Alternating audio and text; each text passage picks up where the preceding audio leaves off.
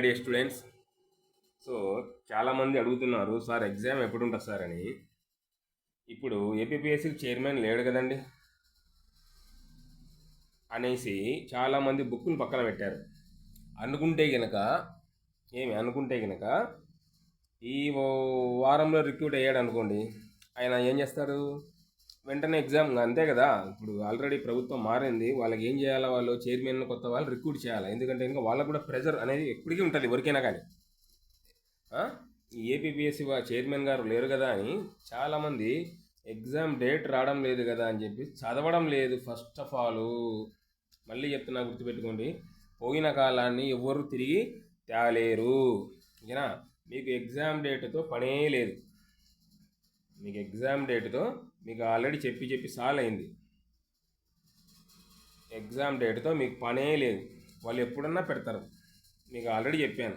కొంతమంది ఫోన్లు చేసి అడుగుతున్నారు, నేను హాస్పిటల్లో ఉన్నాయి కూడా అడుగుతున్నారు. ఒకవేళ మీరు బాగా అబ్జర్వ్ చేశారంటే, మీకు తెలిసిన విషయమే, బాగా అబ్జర్వ్ చేశారంటే 10th క్లాస్లో మీరు అబ్జర్వ్ చేశారా? క్వార్టర్లీ పెడతారు అంటే 3 నెలలకు ఒకసారి. ఓకేనా? మళ్ళీ హాఫ్ ఇయర్లీ పెడతారు.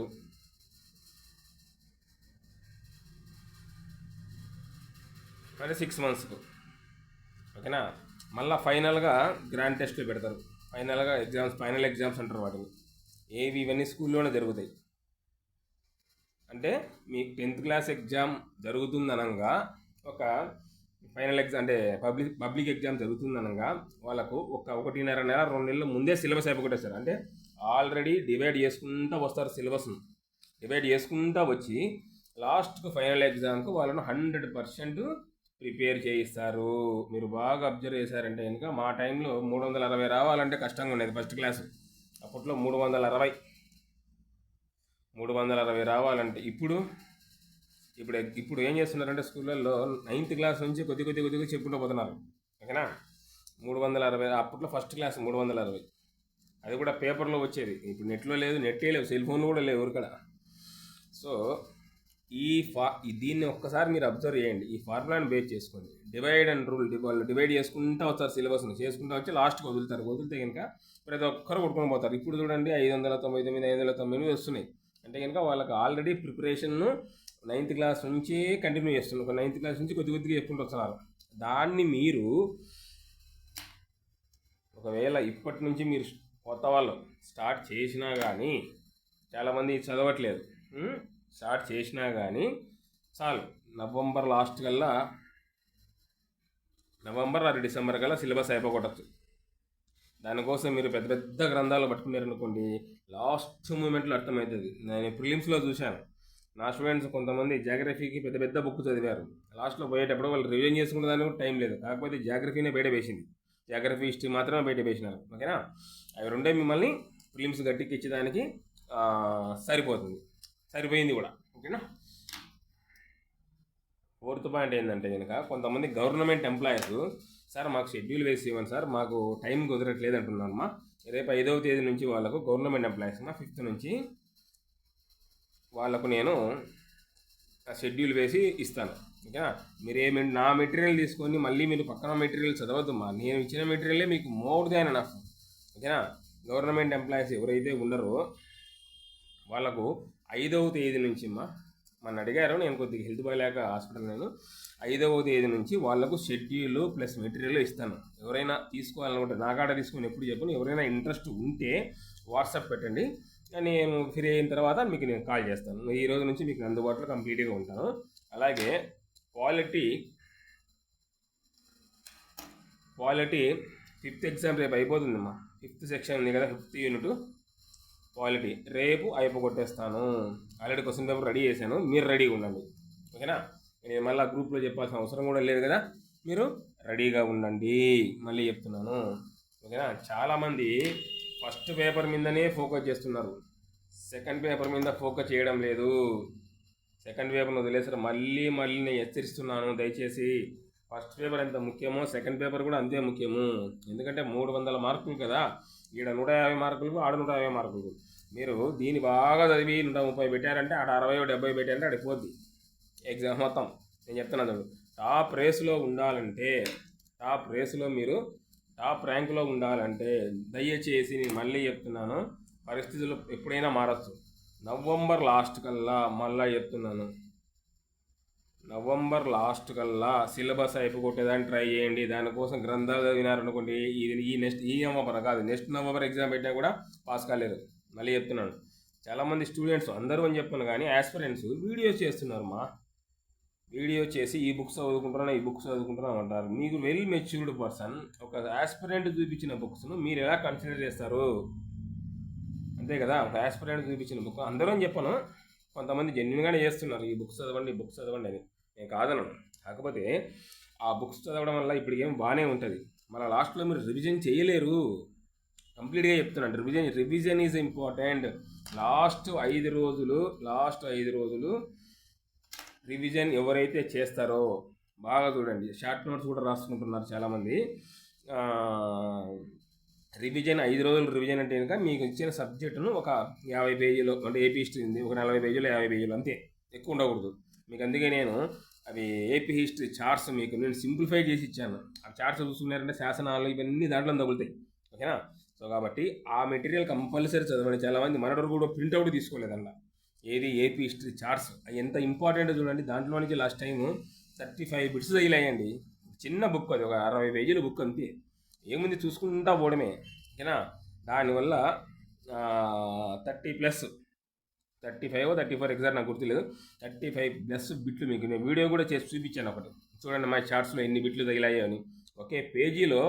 ఒక పేజీలోనే 4 బిట్లు తగిలాయి, ఒక పేజీ. ఆ పేజీ చదివేదానికి మీకు మహా అంటే 10 నిమిషాలు పడుతుంది అంతే. కాబట్టి ఆ చార్ట్స్ ఏదైతే ఉన్నాయో అవి దయచేసి మళ్ళీ తీసుకోండి, ప్రింట్అవుట్ తీసుకొని వాళ్ళు ఎవరైనా ఉంటే తీసుకోండి, ఓకేనా?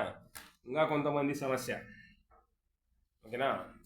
ఆల్రెడీ మన ఏపీ హిస్టరీ ప్రాచీన మధ్యయుగ అన్నీ కింద ఉన్నాయి మా యూట్యూబ్లో. మీరు కిందికి వెళ్ళారంటే మీకు కానొస్తాయి, ఓకేనా? నేను ఓన్లీ మోటివేషన్ క్లాస్ నేను ఎందుకు చెప్తానంటే, సబ్జెక్ట్ ఏముంది అందరూ చదువుతారు, అందరూ చెప్తారు, కానీ మిమ్మల్ని ఎప్పటికప్పుడు మోటివేట్ చేయకపోతే కనుక మీరు డీమోటివేట్ అవుతారు. దానివల్ల ఏమవుతుందంటే కనుక ఎగ్జామ్ సరిపడేంత టైంను మీరు స్పెండ్ చేయరు, ఓకేనా? ఇంకా కొంతమంది, సార్ చదువుతున్నాం సార్, కానీ ఏం చదువుతున్నామో ఏమో గుర్తులేదంటున్నారు అంటే బయట స్టూడెంట్స్. అందుకే నా స్టూడెంట్స్కి నేను షెడ్యూల్ ఇచ్చాను, షెడ్యూల్ ప్రకారం ఎగ్జామ్స్ పెట్టుకుంటూ పోతున్నాను. నేను ఓన్లీ ప్రిలిమ్స్కు బహుశా ఎంతమంది పెట్టారు బయట వాళ్ళు నాకు తెలియదు, కానీ ఓన్లీ ప్రిలిమ్స్కు నేను 19 ఎగ్జామ్స్ పెట్టాను. 19 ఎగ్జామ్స్ పెట్టాను. చాలామంది దాటుకొని వెళ్ళిపోయారు. వాళ్ళకి ఏమని చెప్పానంటే, మీరు కావాలంటే చూడండి, ఆల్ ద బెస్ట్ వీడియోలు కూడా నేను చెప్పాను, కిందికి వెళ్ళారంటే ఉంటుంది. మీకు తెలిస్తే పెట్టనమ్మా, 50-50 అయినా తెలిస్తే డేర్ చేయండి, అస్సలు తెలియదు అంటే దాన్ని రుద్దద్దు అని చెప్పాను. కొంతమంది 25-30 కాడ పెట్టేసి ఆగిపోయారు, 30 కాడ పెట్టేసి ఆగిపోయారు. ఇప్పుడు రుద్దినా పోతాయి, రుద్దకుంటే చూద్దాం ఆయన చెప్పినాడు కదా సార్ అని చెప్పేసి 25-30 కాడ పెట్టేసి రుద్దారు, వదిలేశారు. వాళ్ళందరూ పాస్ అయ్యారు ప్రిలిమ్స్, ఓకేనా? మిగతా వాళ్ళ మాటలేని పెద్ద పెద్ద బుక్స్ కొని ఏం చదువుతున్నాము కూడా అర్థం కాకుండా ఉంది సార్ మాకుంటారు. గ్రంథాలు చదివితే అట్లే ఉంటుందమ్మా. మీరేం పిహెచ్డీ కోసమో ఎంఫిల్ కోసమో కాదు, ఏదో చిన్న ఎగ్జామ్ రాస్తున్నారు అంతే. మీరు లాస్ట్ టైం పేపర్ చూడండి, ఆ ప్రిలిమ్స్కి వచ్చినట్టే మెయిన్స్కి వస్తుందని అనుకోవద్దు, ఓకేనా? చైర్మన్ మారిపోయారు, ఓకేనా? ప్రిలిమ్స్కి వచ్చినట్టే మెయిన్స్కు వచ్చేదానికి అవకాశాలు అంత ఉండవు, ఓకేనా? కాబట్టి మీరు కష్టపడి దాన్ని ఏదో ఊహించుకొని బాగా డెప్త్గా చదవాలని చెప్పేసి గ్రంథాలు కొనుక్కుంటున్నారు. రేపు మీరు బాధపడతారు. నేను చెప్తున్నాను కదా, నేను ఒకసారి ఒక బస్ స్టాండ్లో ఒక బుక్ తీశాను, ఆంధ్రప్రదేశ్ చరిత్ర అని చిన్న బుక్, ఒక 50 పేజీలు ఉంటుంది, బిడ్ బ్యాంక్. దాంట్లో నుంచి కూడా 30 బిట్లు తగిలినాయి. చిన్న బుక్ అది, చూడండి, చిన్న బుక్కే చదవాలా, దాంతోపాటు కన్సైజ్ చేసుకొని మీరు నోట్స్ రాసుకోవాలా, ఓకేనా? అథెంటిక్ బుక్ మాత్రమే చదవండి. ఆ గవర్నమెంట్ బుక్స్ చదవండి. Intermediate basics, academic basics intermediate చదవండి. వీలైతే 8th 9th 10th ఒకసారి చూసుకోండి, ఓకేనా? సో దానికోసం అని చెప్పేసి ఆ బుక్స్ చదవలేమన్న వాళ్ళకు నేను మా వాళ్ళకు ఒక బుక్ రెఫర్ చేశాను, అది పర్సనల్ అందరికి చెప్తే మా వాళ్ళు ఫీల్ అవుతారు. సో కాబట్టి ఎకానమీ సైన్స్ అండ్ టెక్నాలజీకి చాలా బుక్స్ తక్కువ ఉన్నాయమ్మా. కాబట్టి మీరు ఏం చేస్తారంటే కనుక అథెంటిక్ బుక్ ఏదైతే ఉందో ఓకేనా, ఆ బుక్ మాత్రమే తీసుకోండి. నానాగా బుక్స్ చదవద్దు ఓకేనా. గవర్నమెంట్ వెబ్సైట్ ఉన్నాయి, ఆ గవర్నమెంట్ వెబ్సైట్ చూసుకోండి. దాంట్లో కొట్టండి, మీరు సెర్చ్ బాక్స్లో కొట్టండి, చూపిస్తుంది. అది ఇంగ్లీష్లో ఉంటే కనుక మీరు కెమెరాలో అది యాప్లో ప్లేస్టోర్లో ఇంగ్లీష్ టు తెలుగు ట్రాన్స్లేటర్ ఉంటుంది, అది కొట్టి అంటే మొత్తం తెలుగులో ట్రాన్స్లేట్ అవుతుంది. సో సింపుల్ కదా. మీరేమి నాకు ఇంగ్లీష్ రాదు కదా అని చెప్పేసి అలాంటి వెబ్సైట్ను వదలద్దు ఓకేనా. సో ఫైనల్గా నేను చెప్పేది ఏంటంటే కన్క్లూజను, నవంబర్ లోపల మీరు సిలబస్ అయిపోగొట్టుకోండి. మా వాళ్ళకి ఆల్రెడీ ఫస్ట్ పేపర్ రేపటితో అయిపోతుంది. 5వ తేదీ నుంచి వాళ్ళకు ఎకానమీ సెకండ్ పేపర్ స్టార్ట్ అవుతుంది. సో కాబట్టి నేను పెట్టిన ఎగ్జామ్స్ మ్యాక్సిమం రేపు పెట్టేదానికి అవకాశాలు ఉన్నాయి. ఎందుకంటే పేపర్ కూడా రెడీ చేశాను, ఈరోజు రెడీ చేశాను. రేపటికి రెడీగా ఉండండి. రేపటితో మీకు ఫస్ట్ పేపర్ అయిపోతుంది. 5వ తేదీ నుంచి ఈ గవర్నమెంట్ ఎంప్లాయీస్ అని చెప్పాను కదా, ఎవరు యాండ్రీనా, ఈ గవర్నమెంట్ ఎంప్లాయీస్ అని చెప్పాను కదా, వీళ్ళకు 5th నుంచి స్టార్ట్ చేస్తానమ్మా. కొంతమంది అడుగుతున్నాను టైం సెట్ కావడం లేదు సార్ అని. వీళ్ళకి 5th నుంచి స్టార్ట్ చేస్తాను. వీళ్ళతో పాటు సీనియర్లకు జూనియర్లకు సెకండ్ పేపర్ స్టార్ట్ అవుతుంది. అంటే మీకు నవంబర్ లాస్ట్ కల్లా సిలబస్ నేను అయిపోగొట్టేస్తాను. మీరు డిసెంబర్లో పెట్టిన, జనవరిలో పెట్టిన, ఫిబ్రవరిలో పెట్టిన ఆ టయాన్ని మీరు రివిజన్కు యూటిలైజ్ చేసుకోండి దయచేసి. ఈ 2 పేపర్లు అయిపోయిన తర్వాత మళ్ళీ గ్రాండ్ టెస్ట్లు కూడా పెడతాను. మధ్యలో కొన్ని క్వశ్చన్లు అడుగుతాను ఎగ్జామ్ ఓకేనా. సో కాబట్టి దయచేసి టైం వేస్ట్ చేసుకోవద్దు అని మళ్ళీ చెప్తున్నాను. ఎవరెవరో వీడియోలలో డిసెంబర్లో ఉంటుంది, కొంతమంది జనవరిలో ఉంటుందని చెప్తాను. ఎవరికి తెలియదు అది, వాళ్ళకే కాదు, వాళ్ళు గెస్ట్ చేసి చెప్తున్నారు అంతవరకే. నేను కాదనను, వాళ్ళు కూడా మిమ్మల్ని చదువుకోమనే చెప్తున్నారు. ఎగ్జామ్ ఎప్పుడన్నా పెట్టినండి. నవంబర్ లాస్ట్ కల్లా మీ సిలబస్ అయిపోతే ఒక కాన్ఫిడెంట్ అనేది వస్తుంది. తర్వాత ఎగ్జామ్ డేట్ వచ్చిన తర్వాత మీరు ఎట్టి పరిస్థితుల్లో పట్టు వదలరు. ఆల్రెడీ అయిపోయింది కదా, ఇప్పుడు పట్టుకుందాముగా డీప్గా అని చెప్పేసి మళ్ళీ చదువుతారు. దానివల్ల మాత్రమే మీకు గవర్నమెంట్ జాబ్ వస్తుంది. జాబ్ రావడం అంటే చాలామంది నాకు జూనియర్ అసిస్టెంట్ వచ్చినా కూడా చాలు సార్ అంటున్నారు. ఏదో ఒకటి నాన్ ఎగ్జిక్యూటివ్ పోస్ట్ వచ్చినా కూడా చాలు సార్ అంటున్నారు. అలా ఎప్పుడు అనుకోవద్దమ్మా అని మళ్ళీ చెప్తున్నాను. మీరు డిప్యూటీ తహసీల్దార్ అనుకుంటేనే జూనియర్ అసిస్టెంట్ వస్తుంది. జూనియర్ అసిస్టెంట్ కూడా అసలు రాదు. గుర్తుపెట్టుకుని ఎప్పటికైనా కానీ మీ జోన్లో మీరు టాప్ 10లో ఉండడానికి ట్రై చేయండి. మళ్ళీ చెప్తున్నాను, నా జోన్లో నేను టాప్ 10లో ఉండాలా, ఇంకా వాటమర్తే కనుక నేను 1, 2, 3లో ఉండాలా అనుకోండి. అప్పుడు మీకు డీటీ కానీ, ఎక్సైజ్ సబ్ ఇన్స్పెక్టర్ కానీ, సబ్ రిజిస్టర్ కానీ ఇలాంటి పోస్టులు వస్తాయి. మిమ్మల్ని మీరు తక్కువ అంచనా వేసుకోవద్దు ఓకేనా. ఎనీవే అమ్మా, థ్యాంక్ యూ.